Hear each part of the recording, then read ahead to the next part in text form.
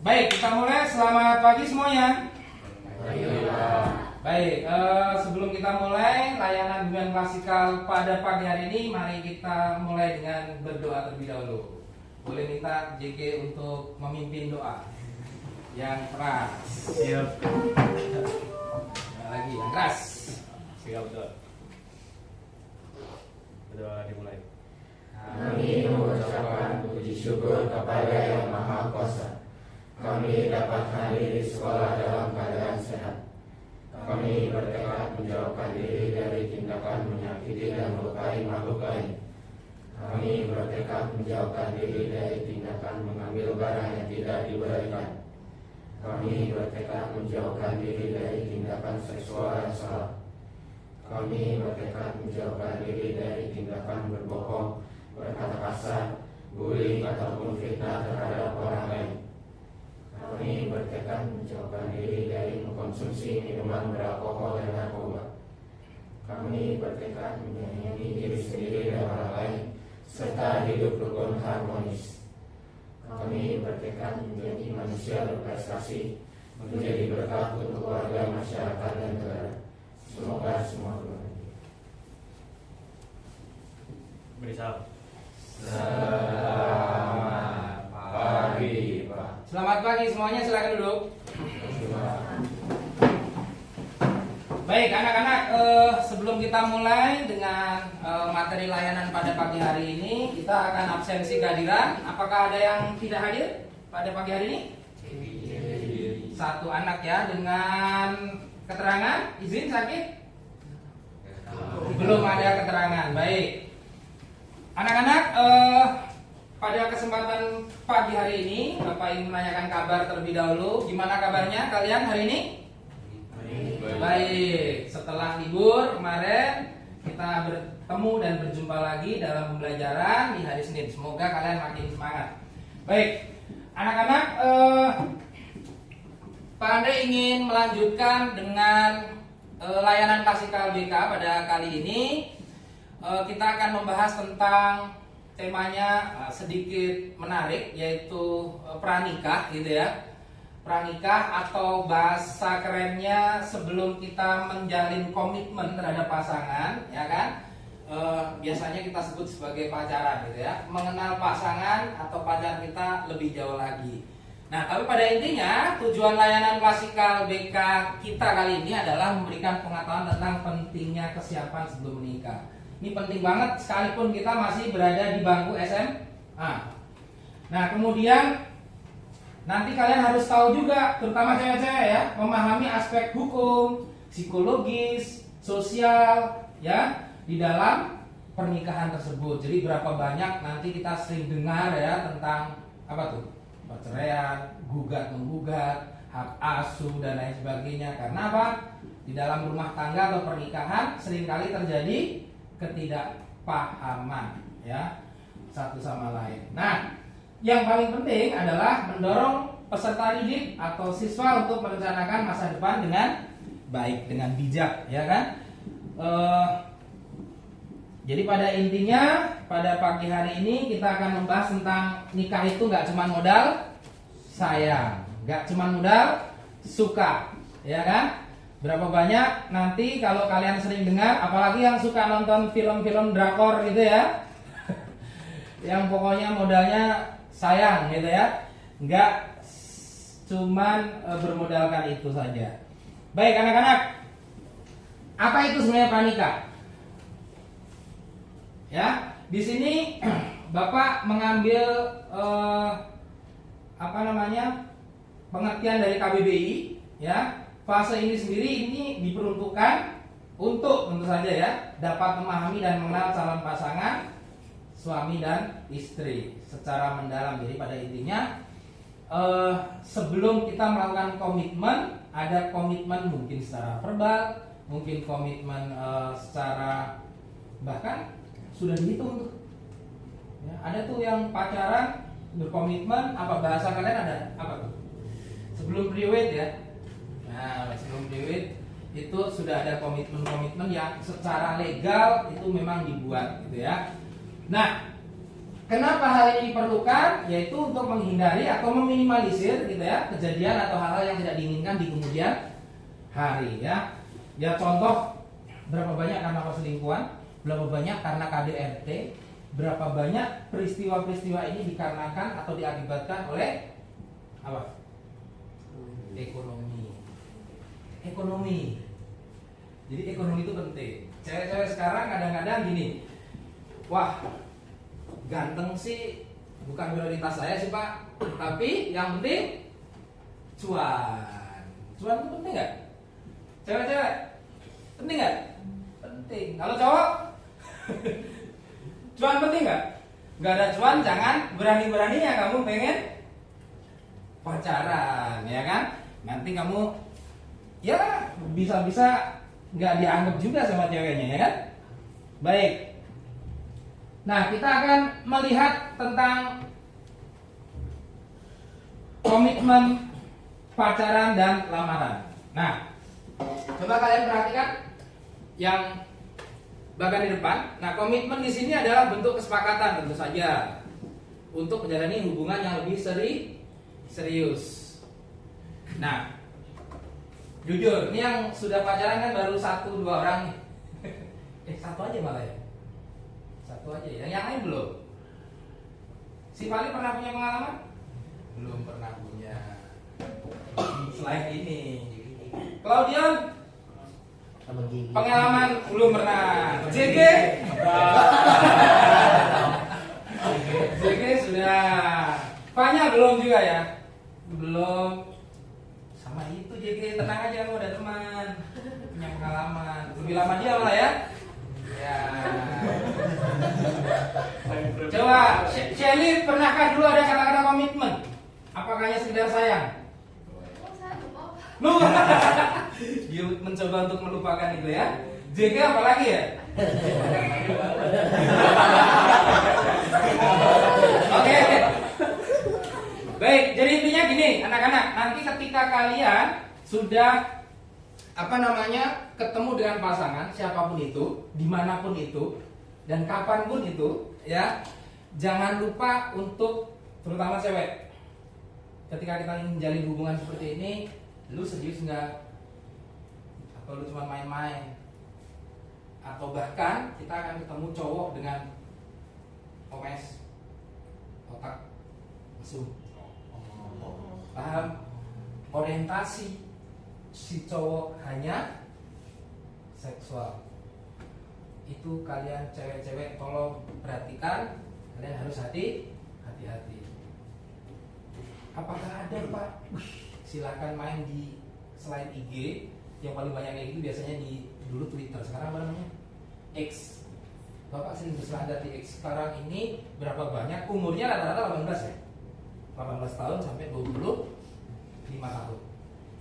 Apa yang terjadi? Rata-rata keluarnya ketika sudah menjalin hubungan dan bilangnya akan serius dan bilangnya akan berkelanjutan untuk melakukan pacaran, apa yang terjadi? Si cowok hanya menjadikan si objek cewek itu pelampiasan seksual. Kenapa bisa seperti itu? Secara teori kita mungkin si cewek-cewek dengerin, gua nggak akan mungkin memberikan semuanya, gua akan selalu jaga diri. Amit-amit kayak gitu. Nanti kalau kamu memang sudah punya perasaan suka, punya perasaan sayang, punya perasaan yang secara logika kadang-kadang susah kamu dikasih tahu. Gue kalau udah sayang, maka diajak diskusi, dikasih tahu, diperingati. Kadang-kadang nggak mempan. Kenapa?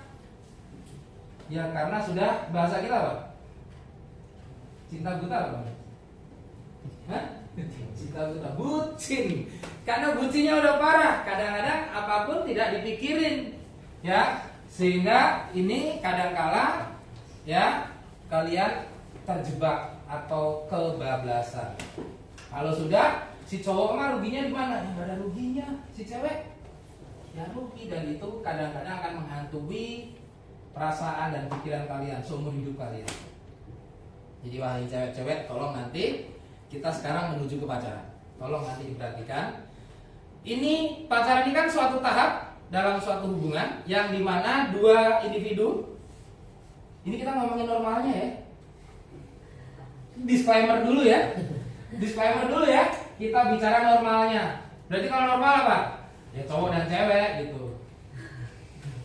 Normalnya disclaimer dulu, karena kan ini jangan-jangan tipe of relationship ini dipahami juga bahwa ya gue sukanya sesama jenis. Enggak, kita nggak membahas itu. Kita membahas yang normal. Disclaimernya itu ya. Nah, maka dari itu pacaran yang dimana dua individu terlibat secara romantis dan saling terikat satu sama lain. Terikatnya secara apa? Kamu merasa terikat secara apa? Nggak ada terikat? Belum tahu? Will, pokoknya kita jadian aja gitu ya. Jalan-jalan aja gitu kan? Tapi kan ngomongin, kalau udah ngomongin pacaran itu ngomongin romantisme. Apa? Semuanya harus suka, semuanya harus serba. Jadi gini,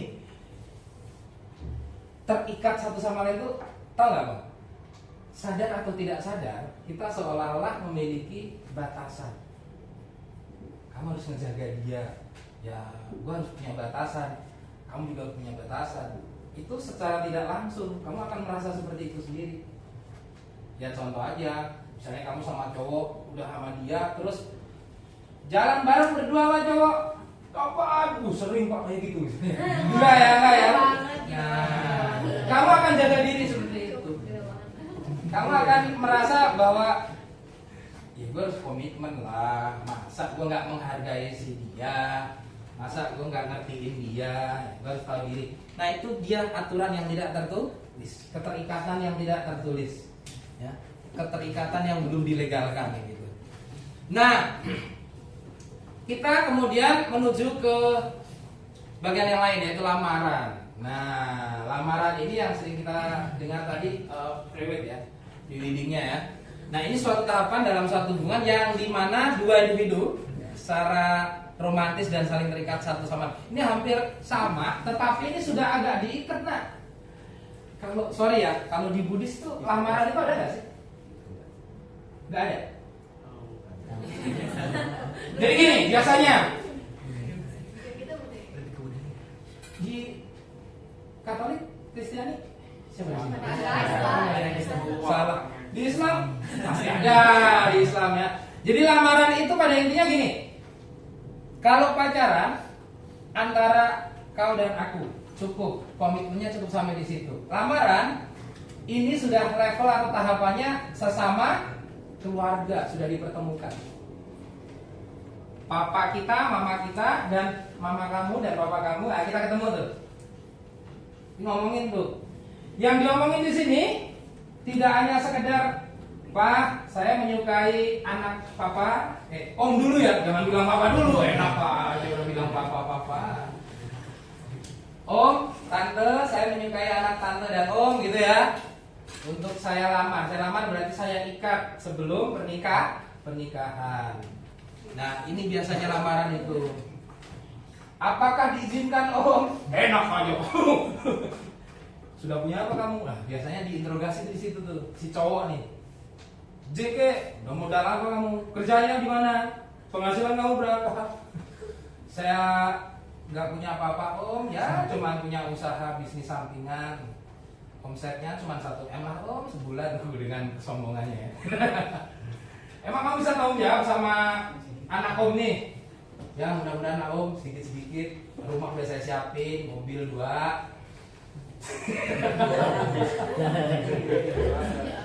Iya kan? Iya, nanti kan akan semakin lama kan semakin ketat kan orang tua juga nih. Terutama kalian cewek-cewek pasti akan melihat orang tua itu, pernah dengar nggak? Bibit, bebet, bobot.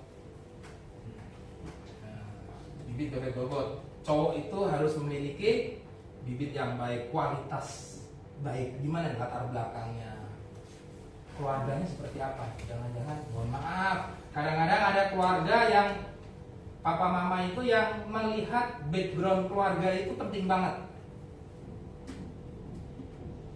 Siapa orang tuanya? Usahanya apa?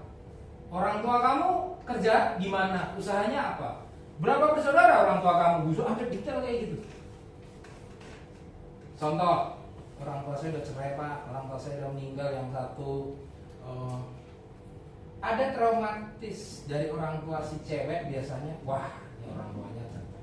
Cerainya karena apa? Cerai ditinggal meninggal atau cerai hidup? Cerai hidup tuh maksudnya karena problem gitu. Cerai waktu masih hidup, om. Nah si omnya atau orang tua si cewek biasanya berpikiran bahwa wah jangan-jangan khawatir, wajar kayak gitu. Ada kekhawatiran, itu wajar. Nah maka nanti ini sekarang ini jangan buat para cowok-cowok nih ya. Kalau nanti kamu ketemu mau bilang sama calon mertua kamu atau ketika sudah tahap lamaran, sampaikan bahwa kamu betul-betul berkomitmen, ingin bertanggung jawab dan lain sebagainya. Meskipun itu ya sekali lagi anak-anak ya lidah itu tak betulan. Ya, bisa jadi dia saat perjalanan itu berubah gitu ya. Nah kalau di agama Katolik nggak ada yang Katolik ya. Pernikahan itu begitu sangat mahal karena begitu sudah komitmen menikah maka untuk bercerainya atau berpisah itu sangat sulit. Jadi Katolik beratnya di situ, sangat sulit sekali. Nah, di Buddhis nggak ada masalah dong. Ya, kalau nggak cocok, ya berpisah gitu ya. Di Islam apalagi, bahkan bisa nambah-nambah ya, nambah istri. Jadi nanti JG jangan kaget ketemu JG istrinya berempat. Banget. Ini adik kelas kita, adik kelas itu ya JG ya. Ini kelas kita. 1, 2, 3, 4 gitu ya. Baik. Aduh. Baik. Selanjutnya, nah ini dia. Selanjutnya ada HTS-an ya anak-anak nih. Iya, pernah sering dengar ya HTS ya? Hubungan di mana dua individu memiliki kedekatan emosional tetapi tanpa adanya kejelasan status atau komitmen. Kayaknya hampir semua di kalangan kita yang HTS-an. Sepakat ya? Ini HTS, oh udah ada status ya. Jelas ya, nggak ada, bukan HTS ya. Status jelas. Kemudian yang nomor 2. Yang ini sering nggak nomor 2 ya? Sering nggak kita lihat nomor 2? Hah? Ayo.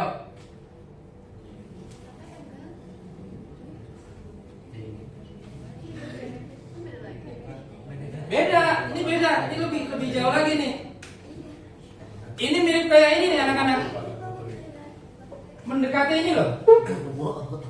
Apa ya? Sorry, Bapak nggak ada lagi, nggak nemu kata-kata apa yang lebih halus, kumpul gitu. Sebenarnya ini sama ini hampir mirip. Hubungan tanpa menikah. Jujur, ada nggak di zaman era sekarang? Ih banyak, sabar banyaknya. Ini mohon maaf nih, Bapak nih disclaimer lagi. Dulu kan Bapak ngajarnya di SSC itu kan hampir, ini saking banyaknya. Hampir persentasenya banyak, 47% kalau nggak salah. Dan itu tiap tahun. Saya masih ingat itu eranya KJP dimulai. Dan Bapak harus mensurvei. Ketika kita survei yang dibutuhkan itu kan kartu kakak, kartu keluarga, dan akte kelahiran. Apa yang terjadi di akte kelahiran? Mungkin kalian pernah dengar dan lihat. Di akte kelahiran itu harusnya nama papa kamu dan nama mama.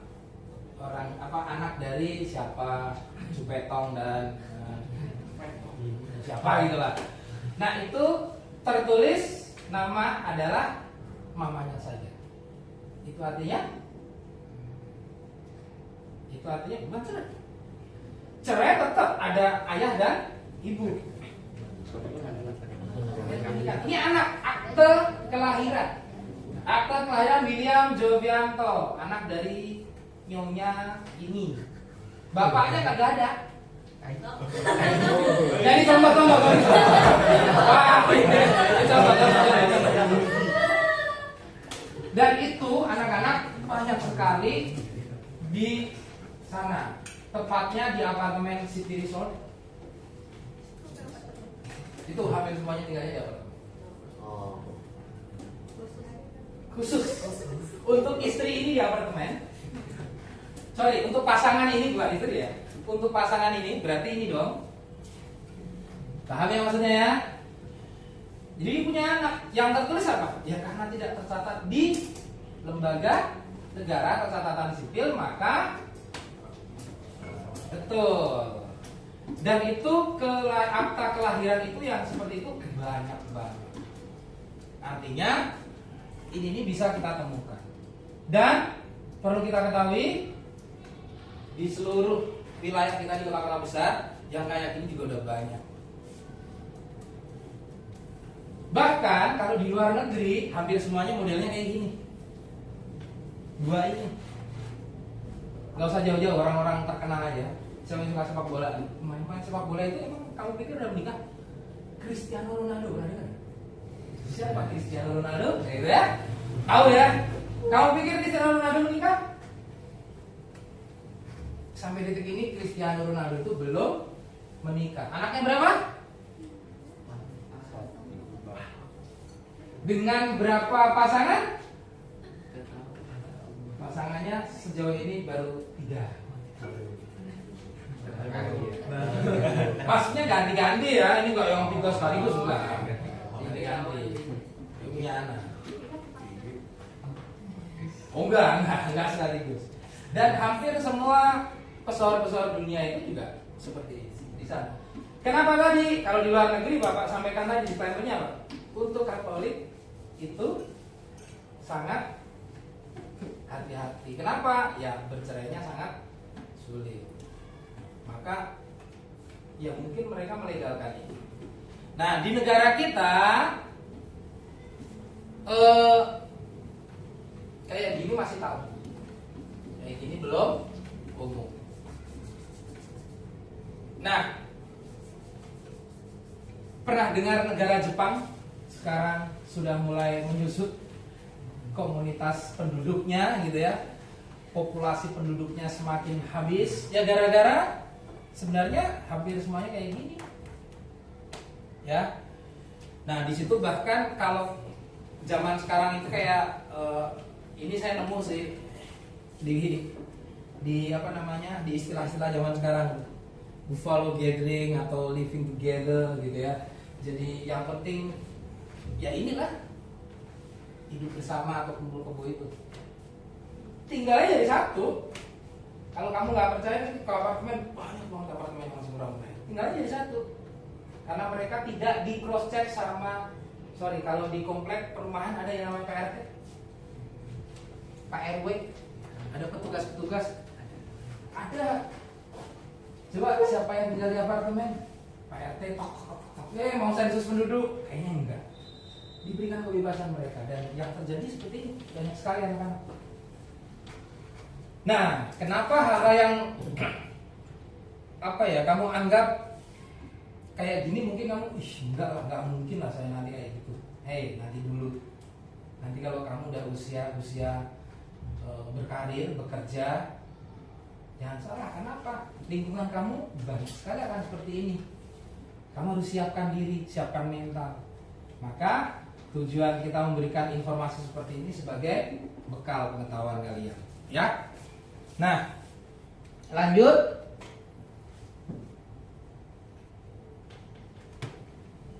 Intinya kalau kita perbandingkan dari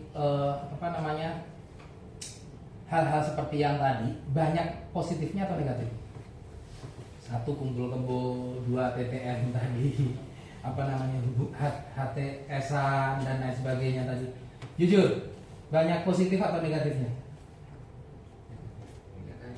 Negatif. Yakin nih, cowok-cowok biasanya memandang ini positif lah Pak. Saya banyak untungnya. Saya bisa tinggal kapanpun dengan cara kayak gitu. Nggak ada ikatan secara legal, secara hukum. Positif atau negatif? Ayo. Cewek-cewek negatif atau positif? Banyak negatifnya ya. Iyalah, kalau cewek udah harusnya 90% negatif lah. Karena secara perhitungan terutama di lingkungan atau wilayah negara kita, cewek banyak dirugikan. Ya. Baik. Nah, kita ngomongin sekarang persiapan mental dan emosional kita. Jadi melakukan deep talk dengan pasangan itu ya penting banget sih, mengenai karakter, habit atau kebiasaan gitu ya, prinsip hidup, dan gimana selama pacaran itu pasti akan ada berantem, pertengkaran dan lain sebagainya, ya kan? Putus nyambung dan lain sebagainya itu. Kalian harus siapkan diri. Kemudian ekspektasi hidup bersama. Maksudnya apa? Kadang-kadang bermimpi nanti itu kita akan gini ya, tidak seindah yang kita bayangkan dan impikan, ya kan? Maka dari itu kita harus menyadari fungsi dan peran masing-masing. Ya. Sekali lagi disclaimer ya, disclaimernya ini yang normal ya, Ya. Nah kemudian bagaimana menyiapkan mental untuk kamu lebih dewasa nantinya, lebih punya tanggung jawab. Karena apa? Akan banyak konflik di masa yang akan datang, akan banyak problem atau masalah. Mohon maaf Bapak menyampaikan ini, bisa jadi orang tua kita, orang tua kalian itu ada kan sering cekcok, berantem gara-gara masalah sepele dan kalian kadang-kadang dilibatkan.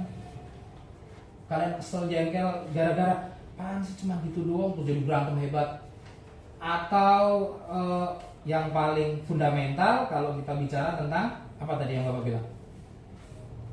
Kalau di keluarga, ekonomi. Terutama kalau lagi ngomongin kalian, kamu minta duit, lah minta apa belum ini belum, jadinya merembet kemana-mana. Dan yang biasanya kalian sering kesel itu ketika kalian biasanya diungkit-ungkit. Pernah nggak kalian diungkit-ungkit sama orang tua? Diungkit-ungkit, diomongin, diungkit-ungkit masa lalu gitu. Wah, kamu nggak ada terima kasihnya, lu gini. Ada juga gitu. Tapi bersyukurlah kalian yang memiliki orang tua yang begitu sangat perhatian dan bisa memahami kalian. Nggak pernah diomelin, nggak pernah dimarahin, tapi kalian diajak berdiskusi, diajak ngobrol, sehingga ya kalian bisa memahami dengan baik. Jadi ya orang tua di dalam keluarga itu nanti bermacam-macam problemnya. Nanti kalian akan di fase itu juga, sehingga kalian, Bapak berharap bisa menyiapkan secara mental dan emosionalnya. Ya. Itu saya bilang, anak kamu nggak bisa nentuin ayahnya, tapi kamu bisa nentuin ayah buat anak kamu. Apa maksudnya?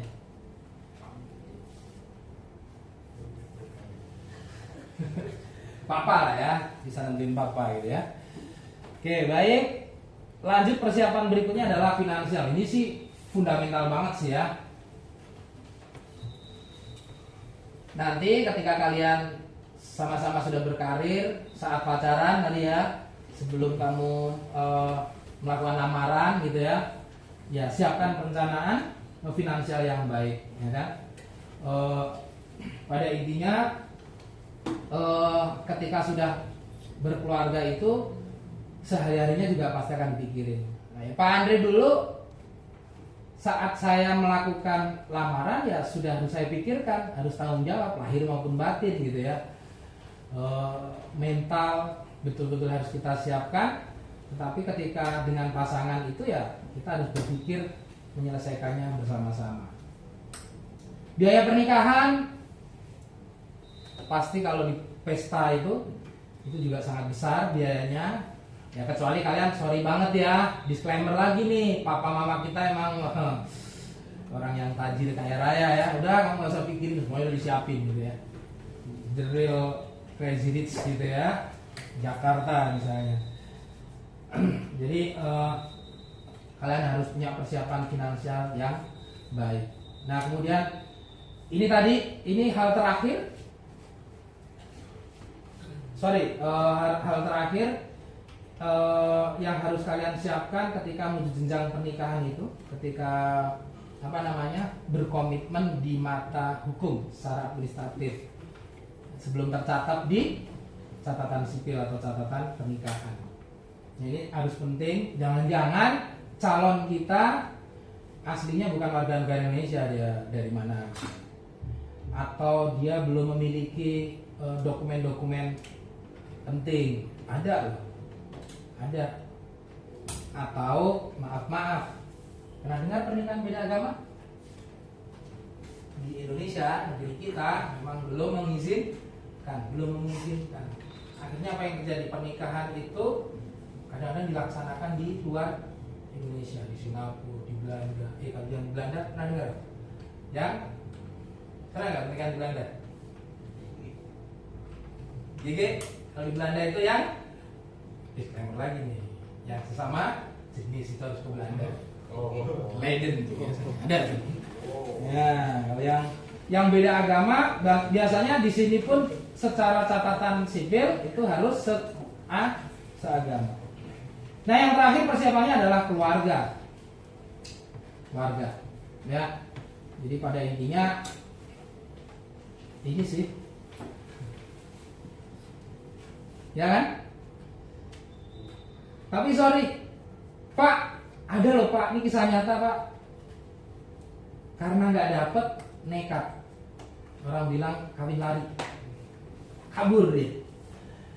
Demi cinta dan kasih sayang, kan? Atas nama cinta kabur deh, padahal nggak direstuin. Padahal nggak direstuin karena apa? Bisa jadi faktor-faktornya lain, banyak. Ya, basic keluarga, ekonomi dan lain sebagainya. Persiapannya itu perlu dipersiapkan. Konklusinya adalah pernikahan itu tidak hanya sekedar komitmen, tidak hanya sekedar suka, tidak hanya sekedar ngomongin tanggung jawab, tapi kita ngomongin kesiapan mental, finansial, gitu ya. Dan itu menjadi fondasi penting.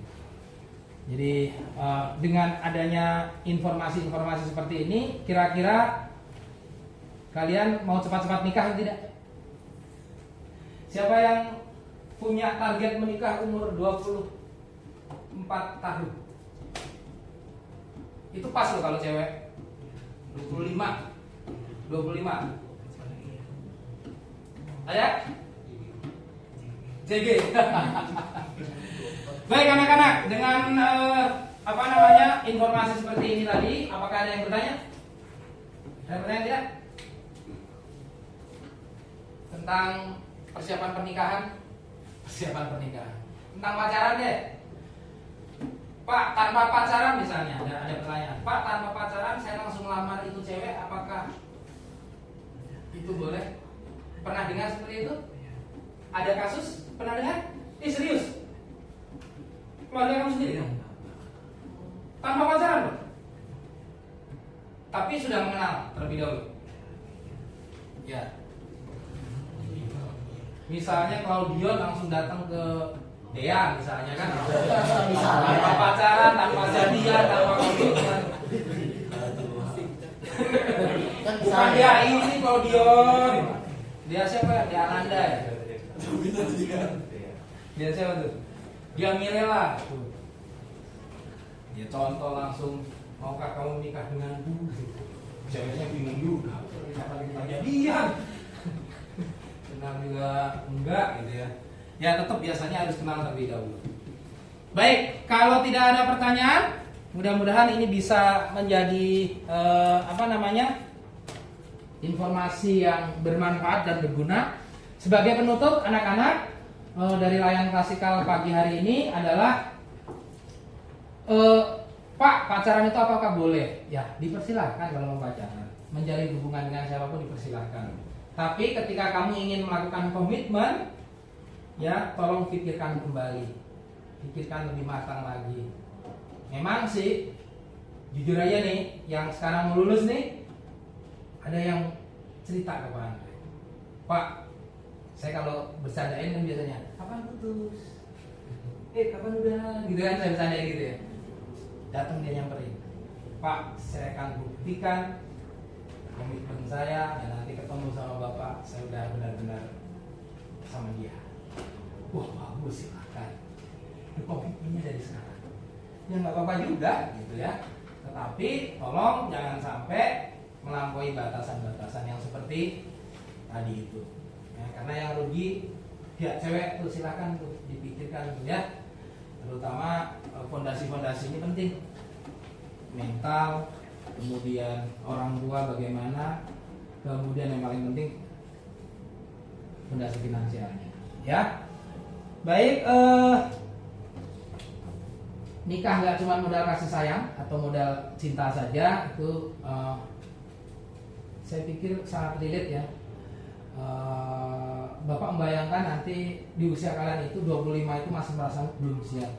Padahal zaman dulu kenapa 25 itu adalah usia pernikahan atau perkawinan yang sangat ideal, karena ketika kita punya anak kita sudah menjelang nikah, posisi fisik kita masih kuat bekerja. Bayangin kamu punya orang tua sudah, mohon maaf, sudah tua sekali, padahal kamu masih sekolah. Kadang-kadang secara finansial belum mencukupi. Jadi semakin kamu menunda pernikahan, berarti kamu harus punya persiapan finansial yang jauh lebih baik buat anak-anaknya nanti. Ya, baik, mudah-mudahan bermanfaat, dan Bapak minta silahkan untuk bisa diisi apakah ini tujuan atau tidaknya nih ya, menerima materi seperti ini boleh diisi. Nah, ada itu ya, juga ya. Tapi langsung aja, nggak usah dikasih nama. Yap. Nah, 2 menit dari sekarang silakan diisi.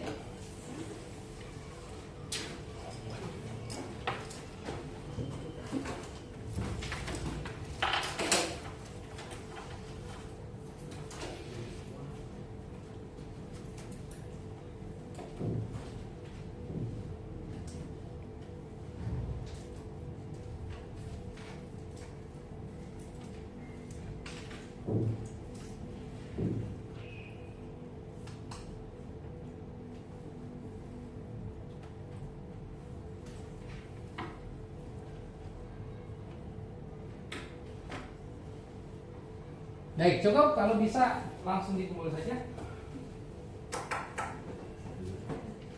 Dah. Belum? Masih belum.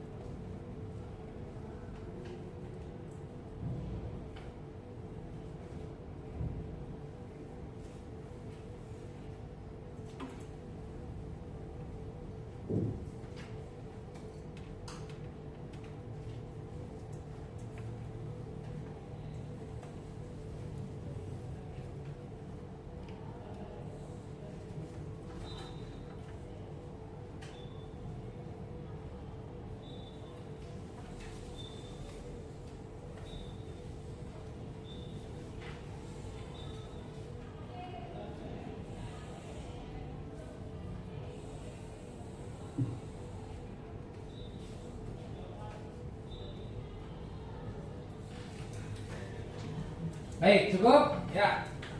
Ambil. Gimana? Gak usah. Ketahuan.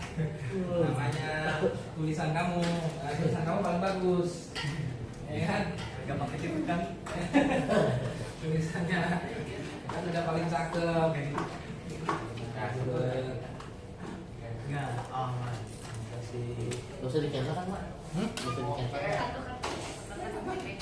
Titip lagi. Iya, ini soal batu. Ayo,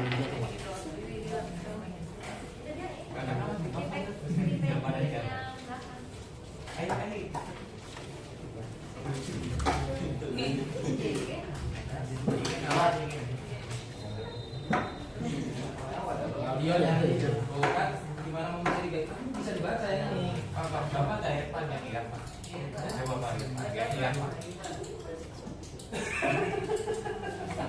Ditipek ya. Iya, ampun.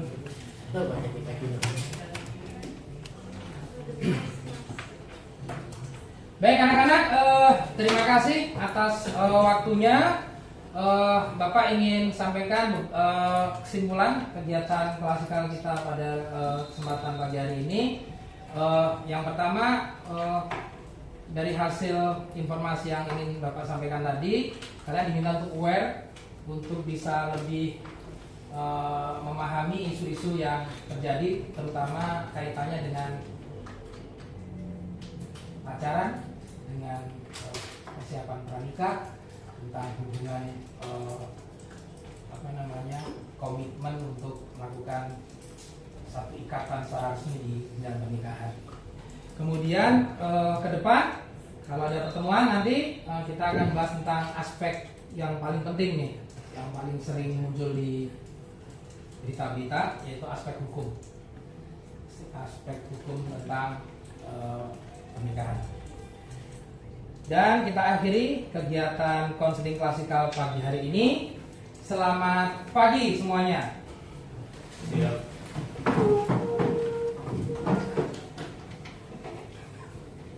Ya. Selamat pagi, Pak. Selamat pagi semuanya. Sampai jumpa.